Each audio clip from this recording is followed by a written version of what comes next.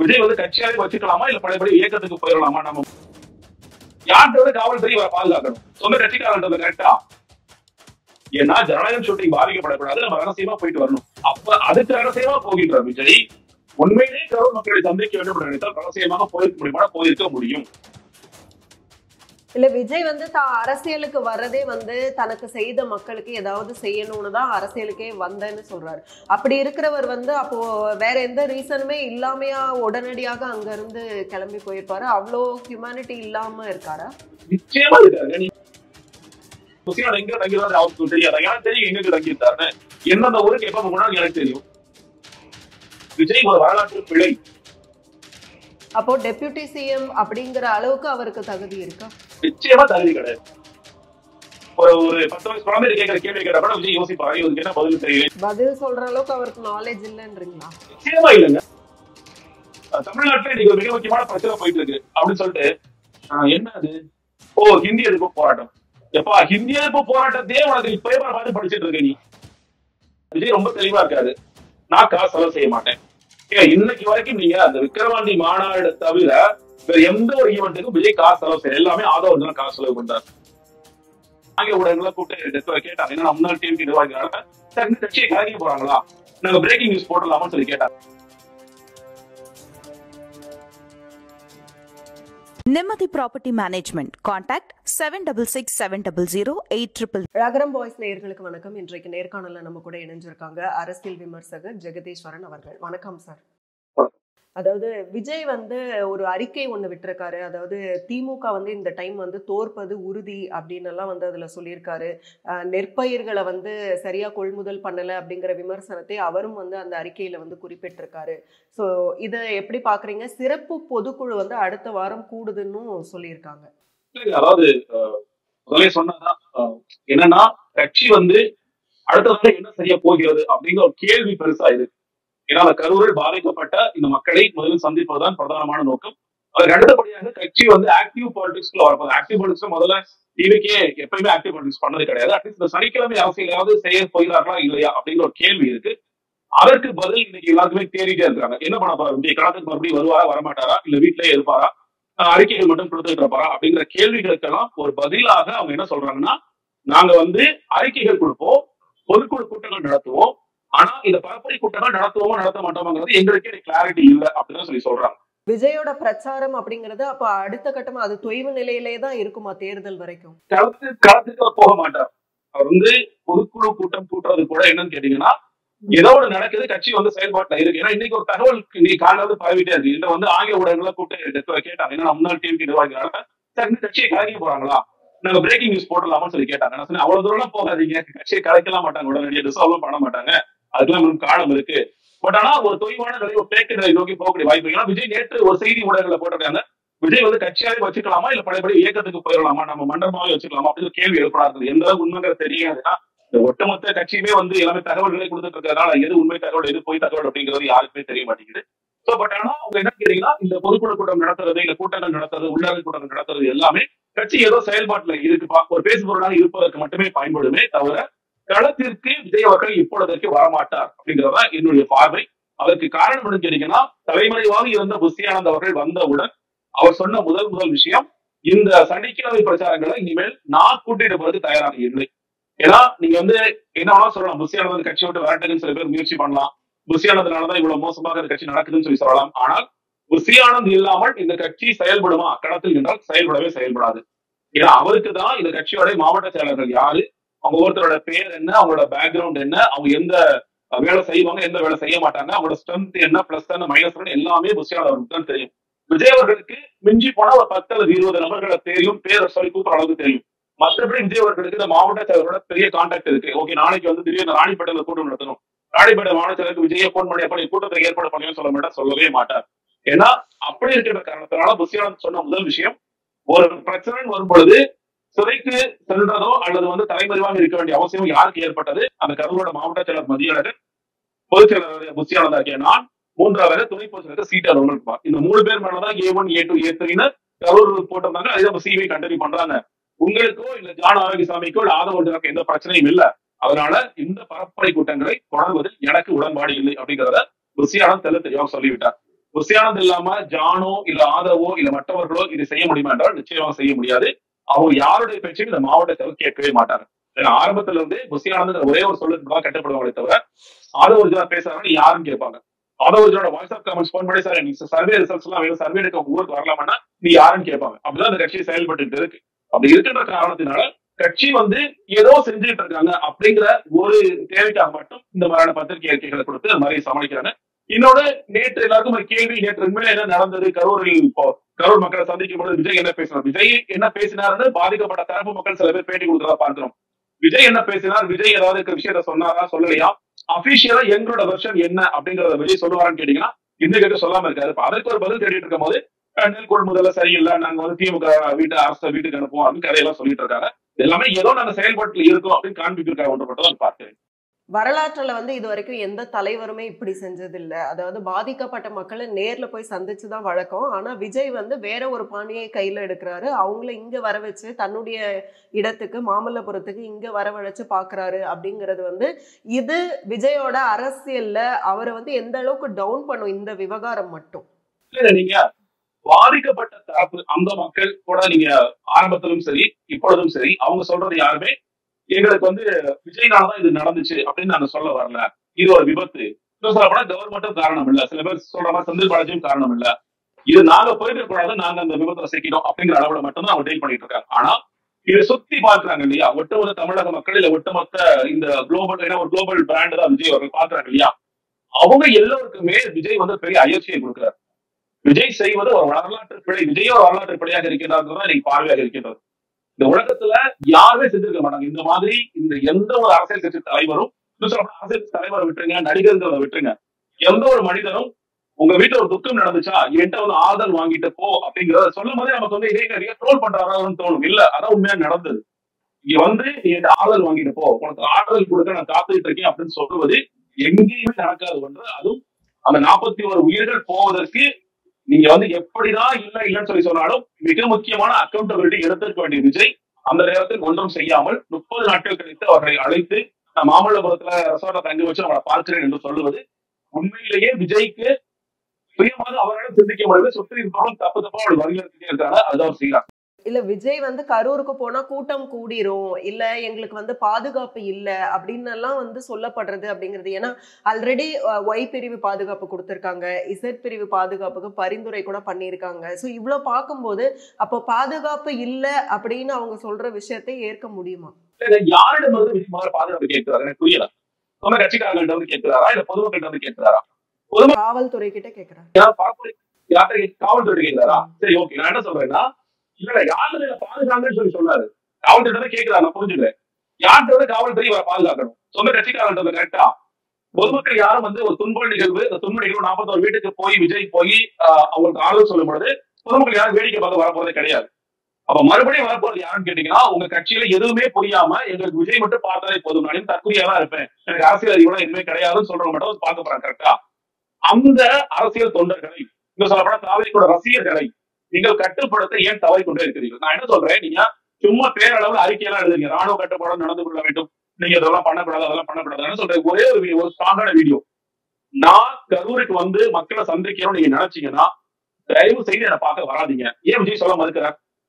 நான் கரூருக்கு வர நான் தயாரா இருக்கேன். இல்ல கூட்டத்துக்கு கூட பெண்கள் குழந்தைகள் வர வேண்டாம் அப்படின்னு தானே சொன்னாரு.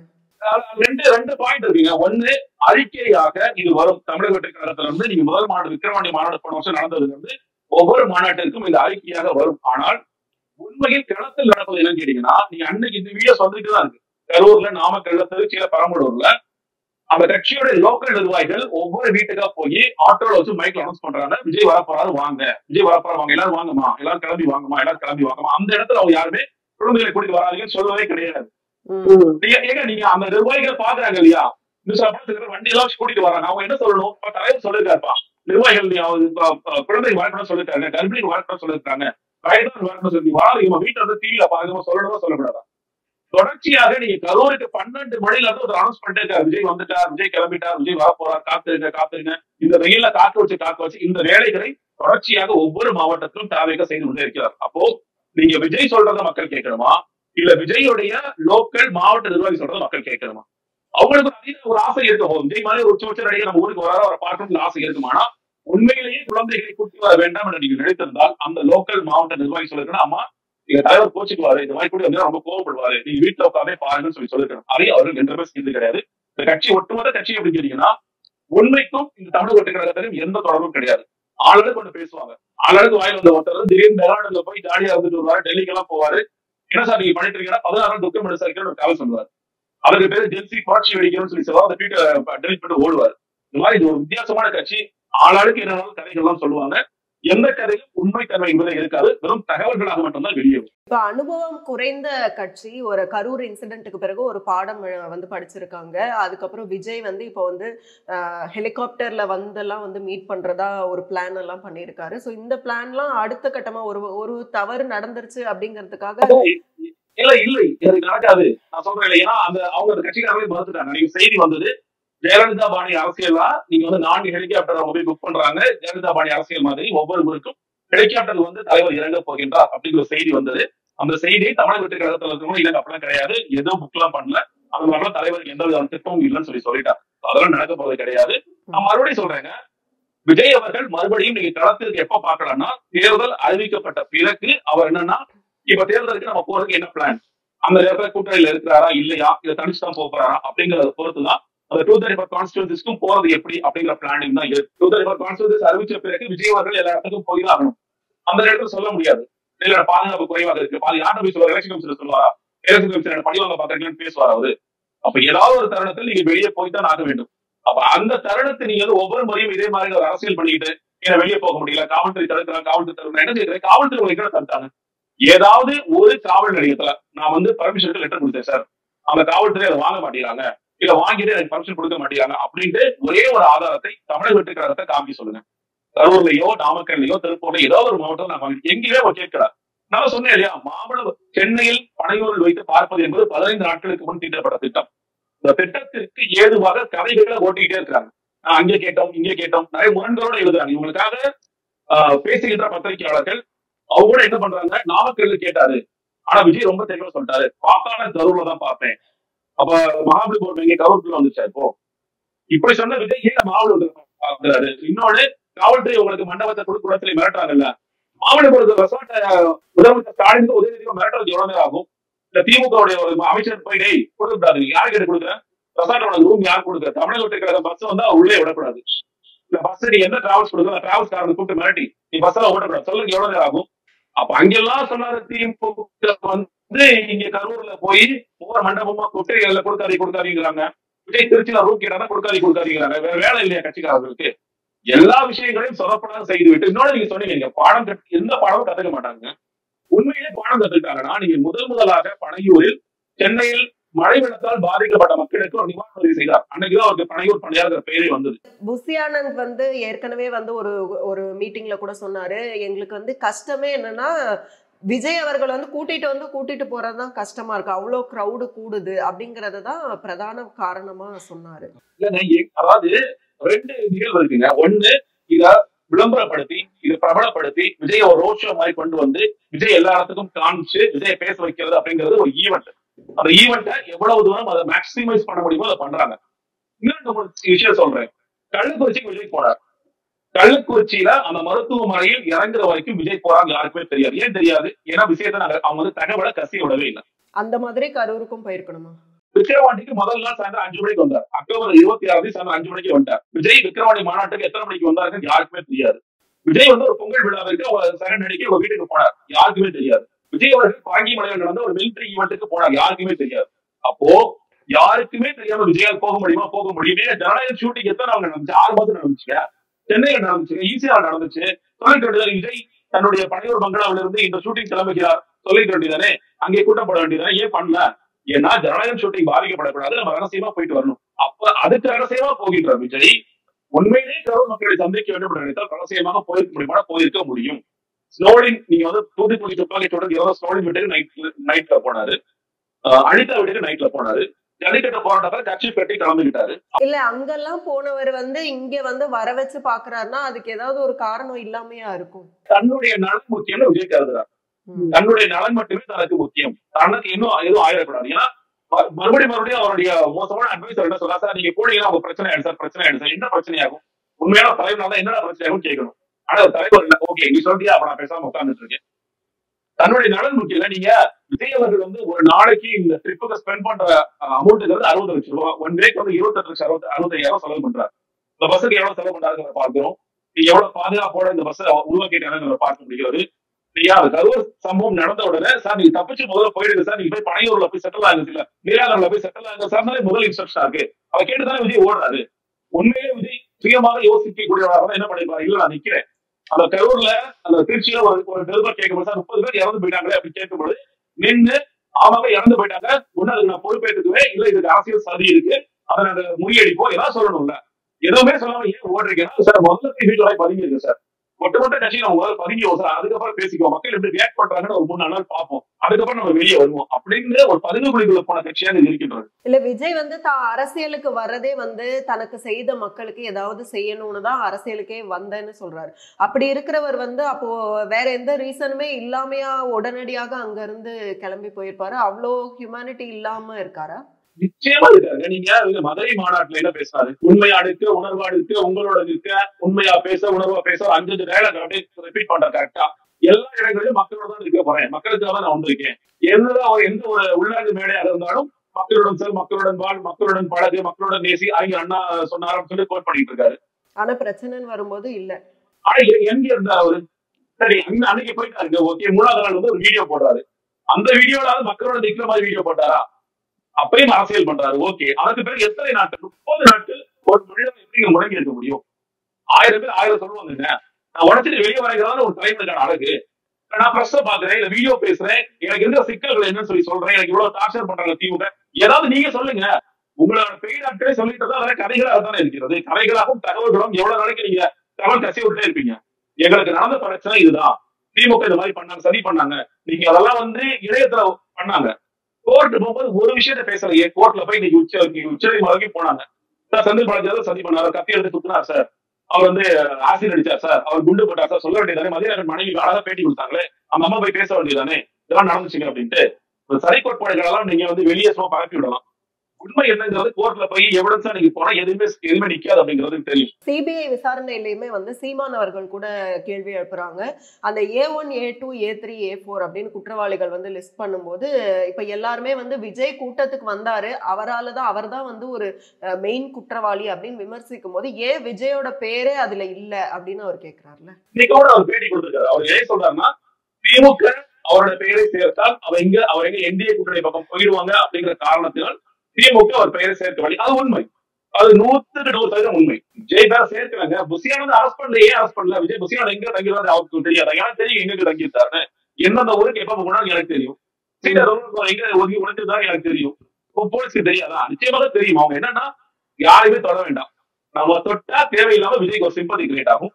இன்னொன்னு அவர் என்டிஏ குழுவையும் போகக்கூடிய வாய்ப்புகள் இருக்கு. அவங்க முதல்ல நீங்க பாருங்களேன், இந்த சிபிஐ இல்லாம ஒருவேளை கோர்ட்டால் இயக்கப்பட்ட எஸ்ஐடியே விசாரித்திருந்தால் விஜய் சம்மன் கூட கொடுத்துக்க மாட்டாங்க. அருண் ஜெகதீசன் ஆணையமோ இல்ல அஸ்ராகான் தலைமையிலான எஸ்ஐடியோ நிச்சயமாக விஜய் கூட்டம் விசாரிச்சு கூட மாட்டாங்க. விஜய்க்கு ஒரு ஃப்ரீ ஹேண்ட். அடுத்த பரப்படி கூட்டங்கள் மேற்கொள்ளணுமா ஸ்டாலின் சொல்லிப்பாரு, நல்ல வசதி பண்ணி கொடுத்துருங்க, நிறைய போலீஸ் சும்மா ஏதாவது புலம்பிட்டே இருக்காரு, நிறைய போலீஸ் எல்லாம் போட்டு கொடுத்துருங்க, ஒரு ஃப்ரீ ஹேண்ட் இருந்திருக்கும். இன்னைக்கு அவர் என்ன பண்றாரு, இதெல்லாம் புரியாம போய் சிபிஐல போய் சிக்கிக்கிட்டு இதனால வந்து இன்னைக்கு என்டிஏ கூட்டணிக்குள்ள போக வேண்டிய கட்டாயத்துக்கு அவரே அவர் தள்ளிக்கிட்டார். அது திமுக பண்ண வேண்டாம் நினைச்சாங்க, நம்ம பண்ண தேவையில்லாம அங்க போயிட்டு நினைச்சாங்கன்னா அவரே அவருக்கான வலையை வச்சுக்கிட்டார். அப்படிதான் நான் பார்க்கிறேன். 67 77 அப்படிங்கறது மாதிரி இப்போ வந்து ஒரு புதிய வரலாறு வந்து படைக்கப்படும் அப்படியெல்லாம் வந்து ஸ்பீச்ல பேசினாரு. இப்போ அவர் கூட்டணிக்கு போறதுக்கான ஆப்ஷனை எடுப்பாரா இல்ல தனித்துதான் நிற்பாரா? நான் முதல்ல சொல்றேங்க, விஜய் ஒரு வரலாற்று பிழை. நம்மளும் சேர்ந்து விஜய ஓட்டு போட்டு சட்டமன்றத்துக்கு அனுப்பிச்சாங்கன்னா அந்த தொகுதி மக்கள் செய்கின்ற மிகப்பெரிய வரலாற்று பிழையாக பண்ணது. இல்ல உயிரையும் வந்து பணயம் வைத்து அவரை வந்து ரசிகர்கள் வந்து அவரை பார்க்கணும்னு வந்து போயிருக்காங்க அப்படின்னா அவங்க ஓட்டெல்லாம் அவங்களோட ஓட்டு வந்து வராதா? விஜயோடைய கூட்டத்திற்கு பரப்புரை கூட்டத்திற்கு வந்து பார்க்கின்ற மக்கள் நிச்சயமாக விஜய்க்கு ஓட்டு போடுவார்கள். ஆனா அந்த பெர்சன்டேஜ்ங்கிறது ரொம்ப கம்மியா இருக்குன்னு சொல்றேன். ஒரு புதிய கட்சிக்கான பெர்சன்டேஜா இருக்கும். நான் சொல்றது 8-10% கேட்கல. ஒரு புதிய கட்சி இவ்வளவு பெரிய ஓட்டு வாங்குதா அப்படிங்கிறது பார்வையாளர்களுக்கு பெரிய பெர்சன்டேஜாக தெரியும். ஆனா உண்மையில் விஜய் சொல்ற இல்லையா, நீங்க சொல்றீங்க 67 வரலாறு திரும்ப, அந்த வரலாறு எதுவுமே திரும்ப. நீங்க என்ன பொறுத்த வரைக்கும் விஜய் வெல்வாராங்கிறது தெரியாது. அவர் என்ன தொகுதிக்கு போறாரு, விஜய் நிற்கிறாரா அப்படிங்கிறது தெரியாது. விஜய் வெல்வாரா வெல்ல மாட்டாருங்கிறது தெரியாது. நீங்க வரலாறு திரும்ப 67 77 அறிஞர் அண்ணா எத்தனை கூட்டங்கள் பேசினாரு, மக்களுக்கு எவ்வளவு விஷயங்களை சொல்லி கொடுத்தாரு. எம்ஜிஆர் அவர்கள் 1000 கூட்டங்கள் பேசிய பிறகு ஒரு முதலமைச்சராங்க. விஜய் அவர்களுடைய ஒட்டுமொத்த அரசியல் நீங்க 10 மணி நேரத்தில் அடக்கிடலாம். விக்கிரவாண்டி மாநாடு, மதுரை மாநாடு, பரந்தூர் கூட்டம், நீங்க வந்து 2 உள்ளரங்க கூட்டம், அதுக்கு பிறகு 5 பரப்புரை கூட்டம்னு ஒட்டுமொத்த 10 மணி நேரத்துக்கு பேசியிருப்பாரா? ஒட்டுமொத்தமாக இந்த மீடியாக்கள் அவர்கள் 1000 மணி நேரம் பேசியிருப்பாங்க. அது ஒரு விஷயம். விஜய் இது வரைக்கும் ஒரு 10 மணி நேரம் பேசியிருப்பாரா? அப்படிப்பட்டவருக்கு வரலாறு எப்படிங்க திரும்பும்? வரலாறு என்னன்னு தெரியாது. உண்மையில அந்த கட்சியில் இருக்கிறவங்களுக்கு எம்ஜிஆருடைய வரலாறும் அறிஞர் அண்ணாவுடைய வரலாறும் தெரிஞ்சிருந்தா அந்த பதவியும் வைக்க மாட்டாங்க. எதுவுமே தெரியாத காரணத்தால அவங்க சும்மா வரலாற்று எல்லாத்தையும் ஸ்ட்ராட்டஜியா பார்த்துட்டு இருக்காங்க. அவ்வளவுதான். ஏடிஎம்கேவோட அவர் வந்து கூட்டணி சேர்ந்தாரு அப்படின்னா இப்ப விஜய்க்கு வந்து டெபியூட்டி சிஎம் போஸ்ட் வந்து கொடுக்கப்படும் அப்படின்னு எல்லாம் தகவல்கள் வருது. அப்போ டெபியூட்டி சிஎம் அப்படிங்கிற அளவுக்கு அவருக்கு தகுதி இருக்கா? நிச்சயமா தகுதி கிடையாது. நான் சொல்றேன் இல்லையா, கவுன்சிலருக்கே ஒரு தகுதி கிடையாது. இல்ல பிரபலமானவர் அப்படின்றது கூட ஒரு தகுதியா எடுத்து சினிமால நடிங்க, பிரபலமானவர் தான், சினிமா தொடர்ச்சியா நடிங்க, நிறைய காசு வாங்குங்க, மக்களை வந்து சந்தோஷமா வச்சுக்கோங்க, என்டர்டைன் பண்ணுங்க, பிரபலமானவர் தான், எந்த மாற்று கருத்தும் இல்ல. ஆனா அரசியலுக்கு ஒரு அறிவு வேணும் இல்லையா? இன்னும் சொல்ற அரசியல் ஒரு அடிப்படை அறிவு ஒன்று வேணும் இல்லையா? விஜயை கூப்பிட்டு சார் நீங்க 10 மாவட்டத்துல பேர் சொல்லணும் விஜயால சொல்ல முடியாது. சார் திருச்சி கூட்டத்துல என்ன பேசணும் ஞாபகம் இருக்கான்னு ஏதாவது சொன்னீங்கன்னா அவருக்கு தெரியாது. சார் கரூர் கூட்டத்துல என்ன பேசுறீங்க அப்படின்னு கேட்டீங்கன்னா அவருக்கு தெரியாது. நாமக்கல் கூட்டத்துல என்ன பேசுறா தெரியாது. அன்னைக்கு ஸ்கிரிப்ட் என்ன எழுதி கொடுத்தாங்களோ அதை முடிந்த அளவுக்கு மனப்பாடம் பண்றேன், முடியாத போது நான் பார்த்து படிச்சேன். அவ்வளவுதான் விஜய். ஸ்கிரிப்ட் எழுதி கொடுக்கறதெல்லாம் வந்து ஜான் ஆரோக்கியசாமி அவர்கள் தானா? அவர் இல்லைங்க, ஜான் ஆரோக்கியசாமி தமிழை படிக்கிறாரு. அவர் அவுட் சோர்ஸ் பண்ணிடுவார். அவர் ஒவ்வொரு ஊருக்கும் ஆள் வச்சிருக்காரு, ஒவ்வொரு இஷ்யூக்கு இப்ப நெல் கொள்முதல் இருக்காரு, விவசாயி யாராவது வச்சிருப்பாரு, அவங்கள்ட்ட பேசுவாரு. இப்ப என்விரான்மெண்ட் இஷ்யூஸ்க்கு பசுமை இயக்கங்கள் வச்சிருப்பாரு, அவங்கள்ட்ட பேசுவாரு. அந்த மாதிரி ஒவ்வொருத்தையும் இந்த இதெல்லாம் வாங்கி அதை அப்படியே வந்து அவர் பிரசன்ட் பண்ணிடுவாரு. அதை விஜய் படிச்சு போயிடுவார். அவ்வளவுதான். விஜய் இன்னைக்கு வரைக்கும் விஜய் எங்க வெளிப்படுத்திருக்காரு? ரொம்ப சிம்பிளா கேட்கிறேன். நீங்க உண்மையான ஒரு தலைவர் சீமான் நீங்க பாக்குறீங்க, எவ்வளவோ பிரச்சனை ஹேண்டில் பண்றாரு, எவ்வளவு கேள்விகள் கேட்கப்படாலும் அதுக்கு எதிர்த்து நிக்கிறார். விஜய் இன்னைக்கு வரைக்கும் பிரசா பார்த்து பயப்படாதீங்க. ஒரே சிம்பிளான ரீசன், நீங்க 4 கேள்வி கேட்டீங்கன்னா முதல் கேள்வியிலே விஜய் ஓடிடுவார். இல்ல அப்படி கேள்வி எல்லாம் கேட்கறாங்க, கஷ்டமான கேள்வி எல்லாம் கேட்கறீங்க, ரொம்ப சிம்பிளா கேள்வி கேட்பீங்க. உங்க ஜெனரல் நாலேஜ் கொஸ்டின் கேட்கல, ஒரு 10 வயசு குழந்தை கேட்கிற கேள்வி கேட்டா கூட விஜய் யோசிப்பாரு, இவருக்கு என்ன பதில் தெரியல. பதில் சொல்ற அளவுக்கு அவருக்கு நாலேஜ் இல்லன்றீங்களா? நிச்சயமா இல்லைங்க, அவருக்கு இல்லை. அவர் எங்க வெளிப்படுத்திருக்காரு? நீங்க ஒண்ணு இல்லைங்க, நீங்க 2வது கூட்டமும் இந்த கூட்டத்துல பேசும்பொழுது தமிழ்நாட்டுல இன்னைக்கு ஒரு மிக முக்கியமான பிரச்சனை போயிட்டு இருக்கு அப்படின்னு சொல்லிட்டு என்ன அது, ஹிந்தி எதிர்ப்பு போராட்டம். எப்பா ஹிந்தி எதிர்ப்பு போராட்டத்தையே உனக்கு இப்பயே பார்த்து படிச்சுட்டு இருக்க நீ, ஒரு அரசியல் தலைவர்னு சொல்ற நீ. அறிஞர் அண்ணாவோட கையில எடுத்துட்டு நான் வந்து தமிழ் தேசியத்தை கையில எடுத்தேன்னு சொல்லிட்டு இருக்கீங்க. இந்திய எதிர்ப்பு போராட்டம் ஒரு முக்கியமான பிரச்சனை தமிழ்நாட்டுல போயிட்டு இருக்குங்கிறது ஸ்கிரிப்ட் பார்த்து நான் படிக்கிற ஒரு ஆளுக்கு நீங்க அடிப்படை அறிவோ அரசியல் அறிவோ எங்க இருந்து வரும்? எங்க இருந்து வராது. சில விஷயங்களை இயல்பாக பேசணும், சில விஷயங்களை வந்து இயல்பாக யோசிக்கணும், சுய சிந்தனை என்பது இருக்க வேண்டும். அது எதுவுமே விஜய்கிட்ட இல்ல. அதனால அவரை வந்து நீங்க நான் சொல்றேன் எம்எல்ஏ ஆக்குனா அது ஒரு வரலாற்றுப்படியாக இருக்கும். அவ்வளவுதான். அது நம்ம என்ன பண்ண முடியும்? அந்த மக்கள் அதுக்கு ஏற்ற மாதிரி அனுபவிப்பாங்க. இல்ல நாங்க சிஎம் தான் ஆக்கணும், ஆக்குங்க. தமிழ்நாடு வந்து 30 வருஷம் பின்னாடி போகும், பரவாயில்ல, எங்களுக்கு பிரச்சனை அப்படின்னா ஆக்குங்க. அப்போ பீப்புளோட இஷ்யூ பத்தின இன்டெப்த் நாலேஜே விஜய்க்கு இல்லங்கிறீங்களா? அடிப்படை அறிவை நிறைய இன்டெப்த் நாலேஜ் கேட்க போறீங்க. இப்ப நீங்க நெல் கொள்முதல் இன்னைக்கு ஒரு ஸ்கிரிப்ட் எழுதி வருது இல்லையா? இதை வந்து ஒண்ணு இல்ல, விஜய் வந்து இன்னைக்கு என்ன எழுதிருக்காங்க சும்மா ஷார்ட்டா ஏதாவது சொல்லுங்க. அவர் தெரியாது. அப்படிலாம் வந்திருக்காங்க. என் ட்விட்டர் பேஜ் நானே ஹேண்டில் பண்றேன், ஜான் ஆரோக்கியசாமி ஹேண்டில் பண்ணிட்டு இருக்காரு. அவருக்கு தெரியுமா இந்த மாதிரி நெல் கொள்முதல் இன்னைக்கு திமுக வீட்டுக்கு அனுப்புவதற்கு நாங்க வேலை செய்கிறோம்? விஜய்க்கு தெரியுமா? விஜய்க்கு தெரியாது. விஜயோட கையெழுத்தை வாங்கி வச்சிருக்காங்க, அதை பத்தி அமைச்சிருவாங்க. பல நேரங்கள் என்ன அறிக்கை வருதுன்னு விஜய்க்கு தெரியாதுங்க. நான் அந்த கட்சியில இருந்தவங்க, நான் சொல்லுவேன் 5 ஒரு ட்வீட் போடுதுன்னு சொல்லுவேன். இல்ல பிரதர் சார் ரொம்ப பிஸியா இருக்காரு, ஷூட்டிங்ல இருக்காரு, 5 நிமிஷம் ட்வீட் வரும். அப்பதான் ஓகே ஜான் ஆரோக்கியசாமி அதை ஹேண்டில் பண்றாரு அப்படின்னு அப்பதான் புரிஞ்சுக்கிட்டேன். விஜய் அவர்களுக்கு தன்னோட ட்விட்டர் பக்கத்துல நடக்குது, நீதி எழுதணும்னு எழுதுறாங்க. விஜய் எழுதுறாரா? உண்மையாவே வந்து ஒருத்தர் வந்து யோசிச்சு எழுதியிருந்தானா என்ன சொல்லியிருப்பான்? எழுதிருக்கவே மாட்டான். கண்டிப்பா யோசிப்பான், என்ன சிபிஐ போயிடுச்சு, சரியா தவறா? அப்ப சோசியல் மீடியால வரக்கூடிய கருத்துக்கள் எதுவுமே விஜயோட கருத்துக்கள் இல்ல. எதுவுமே கிடையாது. விஜய் வந்து பார்ப்பார், ட்விட்டரை பார்க்கிறான்னு சொல்லி சொல்றாங்க. அது எந்த அளவுக்கு பார்க்கறான்னு தெரியல. ஆரோக்கியசாமி வந்து சில யூடியூப் வீடியோஸ் எடுத்து காமிப்பார். அவருக்கு சாதகமாக எந்த வீடியோஸ் வருதோ அதை மட்டும் எடுத்து பாருங்க சார், நீங்க தான் சார் அடுத்த சிஎம்னு ஒரு மாய பிம்பத்துக்கு வச்சுட்டு இருப்பாரு. ஆனா உண்மையாக நேர்மையாக அவர்கிட்ட ஒரு விமர்சனம் செய்யக்கூடிய கருத்துக்கள் அவர் பார்ப்பதே கிடையாது. ட்விட்டர்ல அவரோட சொந்த கட்சிக்காரங்க அவரை எதிர்த்து எவ்வளவு கடுமையாக களமாடிட்டு இருக்காங்கிறத அவர் பார்ப்பதே கிடையாது. எவ்வளவு பெரிய பிரச்சனையை நம்ம உருவாக்கிட்டு இருக்கோம். பொதுமக்களுக்கு நம்ம கொஞ்சம் கூட உண்மையாக இல்லை என்பதை அந்த சொந்த கட்சிக்காரங்க எழுதுறதே அவர் பெருசா பார்க்கறது கண்டுக்கிறது எல்லாம் கண்டுகிட்டு இருந்தாருன்னா 15 நாளைக்கு முன்னாடி போட்ட பிளான உடச்சிட்டு இல்ல அந்த கரூருக்கு நான் போயிச்சு இப்ப என்ன கரு சொல்றாங்க, அது நிச்சயமா கரூருக்கு வருது. ஏப்பா நீ கரூருக்குல 3வது நாள் 2வது நாள் நின்ற கடன் நிக்கல, 1ஆம் நாள் நின்ற கடன் நிக்கல. ஒரு மாசம் கழிச்சு நீ போவேன்னு சொல்லி கதை சொல்லிட்டே வந்து போகல. இனிமேல் நீங்க போக போறீங்களா? அந்த மக்களை கூப்பிட்டு சந்திச்சாச்சு. இனிமேல் அது எப்ப போவாரு? அதை சொன்னா நிச்சயமா வரேன்னு சொல்லி சொன்னாரு. இந்த கதையை தான் ரொம்ப நாள் ஓட்டிட்டு இருக்கீங்க. எதுக்கு மறுபடியும் ஓட்டுறீங்க இந்த கதையா? சொல்லிட்டே தான் இருப்பாங்களே தவிர அந்த கட்சியாக சொல்லுங்க.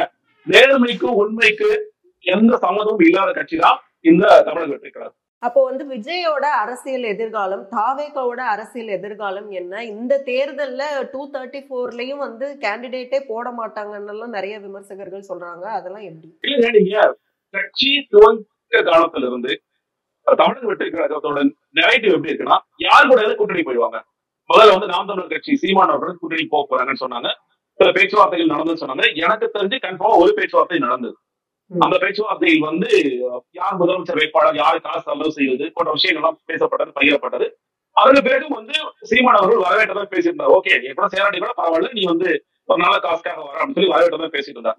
அது எப்பொழுது உடனே விக்கிரவாண்டி மாநாடு, அவர் கொள்கை ரீதியாக தமிழ் தேசியமும் திராவிடத்தையும் இரண்டு கண்களாக பார்க்கும் மக்கள் தான் வாக்களிக்கிறார்கள் சொன்ன பிறகு இவருக்கு சரியா வராதுன்னு சொல்லிட்டு சீமான் அவர்கள் உடைக்கிறார். அதுக்கு அடுத்தபடியாக இந்த விக்கிரவாண்டி மாநாடு முடிந்தவுடன் கண்டிப்பாக இவங்க அதிமுக கூட்டணி போறாங்க. அப்பயே பேசிட்டாங்க. 80 சீட்டு கொடுக்குறாங்க, டெபுட்டி சீட் கொடுக்குறாங்க, ஆஃபர் பண்றாங்க போன்ற விஷயங்கள் பேசப்பட்டது. அதற்கு பிறகு என்ன கேட்டீங்கன்னா, இது போயிட்டே இருக்கும்போது தமிழ் வெற்றி கழகம் வர மாதிரி தெரியல. அவங்க என்ன சொல்றாங்க, நிறைய திமுகங்கள்லாம் ஜான் ஆர்கன் காமிச்சாரு.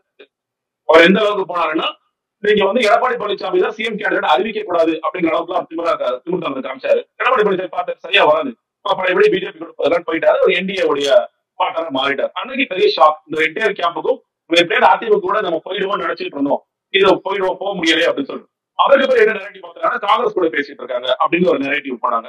இப்பொழுது அப்ப எதுதான் உண்மை அப்படின்னு எடுத்துக்கிறது? இல்ல, எதுதான் உண்மையா யார் கூடயாவது ஒரு கூட்டணிக்கு தான் கடுமையா முயற்சி பண்ணிட்டு இருக்காங்க. டே ஒன்ல இருந்துதான் உண்மை. தனிச்சு போற ஐடியால விஜய் இல்லவே இல்ல. அவர் விக்கிரவாண்டி மாநாட்டுல சொன்னா, நாங்க தனிச்சு போவோம், உள்ளத்துல இருக்கோம், இல்லத்துல இருக்கோம் சொல்லி. ஆனா தன் தலைமையில் கூட்டணி அப்படின்னு எல்லாம் சொன்னாரு, அதெல்லாம் விட்டு கொடுத்துரும். அவர் பேசியதற்கும் செயலுக்கும் ஏதாவது இது வரைக்கும் தொடர்பு இருந்திருக்கா அப்படின்னு பாத்தீங்கன்னா எந்த தொடர்பும் இல்லை. நீங்க கூட்டணி பேச்சுவார்த்தை ஆரம்பிச்ச போது நீங்க மறுக்கணுங்க. நீங்க முதல்ல நாம் தமிழர்களுடன் தமிழக வெற்றி கழகம் பேசிக் கொண்டுள்ளதுக்கு முதல் மறுத்திருக்கணும். நான் செய்தி தொடர்பாளர் இருந்தா கேட்டேன், மறுக்கணுமா? அதெல்லாம் வேண்டாம் பிரதர், பேசாம இருந்த பிரதர் நாங்க. ஏன்னா ஜானாரி சபைக்கு எப்படியாவது நாம் தமிழர் கூட கொண்டு போய் சேர்த்தவனால அவர் ரொம்ப கடுமையா முயற்சி பண்ணார். அவருக்கு பிறகு இது வந்தார். ஒவ்வொரு இதா வந்துட்டே இருக்காங்க. அவங்கள பொறுத்த வரைக்கும் எப்படியாவது கூட்டணிக்கு போறது. ஏன்னா ஒண்ணு, நம்ம கிட்ட 234 கேண்டிடேட்ஸ் சரியான கேண்டிடேட்ஸ் கேட்பாங்களா நமக்கு தெரியாது. இன்னொன்னு, யாரு செலவு செய்யறது? 234 போட்டீங்க, விஜய் ரொம்ப தெளிவா இருக்காரு, நான் காசு செலவு செய்ய மாட்டேன். இன்னைக்கு வரைக்கும் நீங்க அந்த விக்கிரவாண்டி மாநாடு தவிர வேற எந்த ஒரு ஈவெண்ட்டுக்கும் விஜய் காசு செலவு செய்ய, எல்லாமே ஆதரவு தான் காசு செலவு பண்றாரு. கரூர் விக்டிம்ஸ்க்கு கொடுத்தது மட்டுமே விஜயோட அக்கௌண்ட் சொல்லி சொல்றாங்க. அவருக்கு கூட சில கொஸ்டின்ஸ் இருக்கு. விஜயோட அக்கௌண்டா இருந்தாலும் அதே ஆதரவு வாங்கிதான் அதை கொடுக்குறாங்களா, இல்ல விஜய் நேரடியாக விஜயோட அக்கௌண்ட் போயிருக்காங்கிறது கேள்விகள் இருக்கு. இன்னைக்கு வரைக்கும் விஜய் தன்னுடைய பாக்கெட்ல இருந்து காசு செலவு பண்ண தயாராகவே இல்லை. அப்படிப்பட்ட நபர் எப்படி 234 நிற்பார் அப்படிங்கிறது மிகப்பெரிய கேள்வி. எப்படியாவது கூட்டணிக்கு போயிடலாம் அப்படிங்கிறதெல்லாம் இருந்தாங்க நாளைக்கு. ஆனா அதுல என்ன பிரச்சனைனா, கொள்கை எதிர்ப்பு சொன்னா பாஜக போக முடியுமா? அது போக முடியாது. நீங்க அதிமுக மட்டும் தனிச்சிருந்திருந்தா அவங்க போறதுல எந்த பிரச்சனையும் கம்ஃபர்டபுளா போயிருப்பாங்க. எடப்பாடி பழனிசாமியை நாங்க வந்து சிஎம் ஏத்துக்கிறோம், சிஎம் கேண்டிடேட் ஏத்துக்கிறோங்கிற அளவுக்கு அவங்க போயிருப்பாங்க. இன்னைக்கு என்டிஏக்குள்ள அதிமுக இருக்கிறதுனால அவருக்கு ஒரு சிக்கல் இருக்கிறது. அதை என்ன எப்படி பார்ப்பாங்க அப்படிங்கிறது தெரியல. நிறைய பேர் கூட சொல்றாங்க, என்டிஏல இருந்து அதிமுக வந்து வரவே மாட்டார். எடப்பாடி பழனிசாமி அப்படிலாம் உடச்சுட்டு வர மாட்டாரு. இந்த கூட்டணி தான் இருக்க போகின்றது. இது விஜய் சேருவாங்க இல்லையா அப்படிங்கிறது ஒரு பக்கம். இது கூட்டணி அரசியல். இன்னொன்னு, விஜய் அவர்கள் நான் முன்னாடி சொன்ன மாதிரி பரப்புரை கூட்டங்கள் செய்ய போறது கிடையாது. தேர்தல் நேரத்தில் தேர்தல் அறிவிக்கப்பட்ட பிறகு இந்த தேர்தல் பிரச்சாரத்திற்கு போகிறாரா இல்லையா, தேர்தலுக்கான அறிக்கைகளை வரப்போகிறதா இல்லையா, அதுவும் நமக்கு தெரியல. அது நம்ம போக போகத்தான் பார்க்கணும். என்டிஏங்கிற கூட்டணிக்குள்ள ஒருவேளை போனா விஜய் ஒரு டஃப் கொடுப்பாங்களா? என்டிஏ டஃப் கொடுப்பாங்க. நிச்சயமாக வந்து திமுக கூட்டணிக்கு ஒரு டஃபா இருக்கும். ஆனா அது எந்த அளவுக்கு டஃபா இருக்குங்கிறது மக்கள் வந்து நம்ம தேர்தல் நேரத்துலதான் பார்க்கணும். இதான் நான் ஓவராலா நான் பார்க்கிற விஷயங்கள். மிக்க நன்றி. உங்களுடைய நேரத்துக்கும் உங்களுடைய கருத்துக்களுக்கும் மீண்டும் இன்னொரு தலைப்புல பேசலாம். மிக்க நன்றி.